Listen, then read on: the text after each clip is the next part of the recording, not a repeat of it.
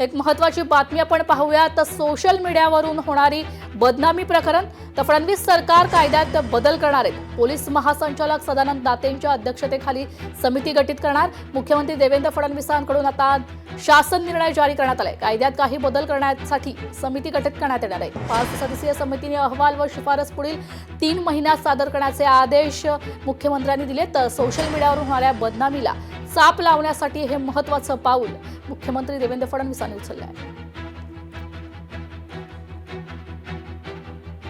तर साताऱ्यात 15व्या विद्रोही साहित्य संमेलनाला सुरुवात झाली आहे। मशाल मिरवणुकीचं संमेलनाची सुरुवात झालेली आहे। साताऱ्यात विद्रोही साहित्य संमेलनाचं आयोजन करण्यात आलं असून हे संमेलन राज्यभरातील साहित्यप्रेमी, लेखक आणि विचारवंतांचे केंद्रबिंदू ठरतंय। विद्रोही सांस्कृतिक चळवळ महाराष्ट्र राज्याच्या वतीनं आयोजित करण्यात आलंय।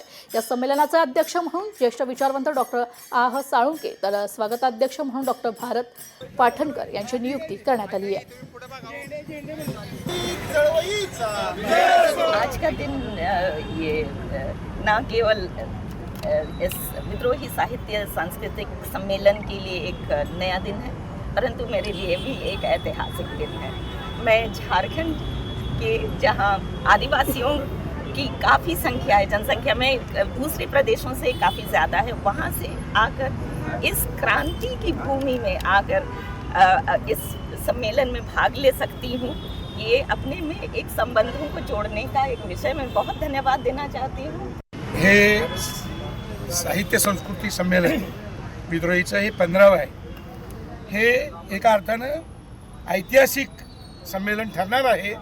याचं कारण या संमेलनातून एक नवी दिशा महाराष्ट्रातल्या आणि भारतीय तळागाळातल्या जनतेसाठी एक सांस्कृतिक राजकारण आणि या भूमीमधले सुपुत्र क्रांतिसिंह नाना पाटील यांनी जे इतिहासामध्ये काम केलेलं आहे ते या देशभरात घेऊन जाण्याचं काम हे साहित्य संमेलन करणार आहे।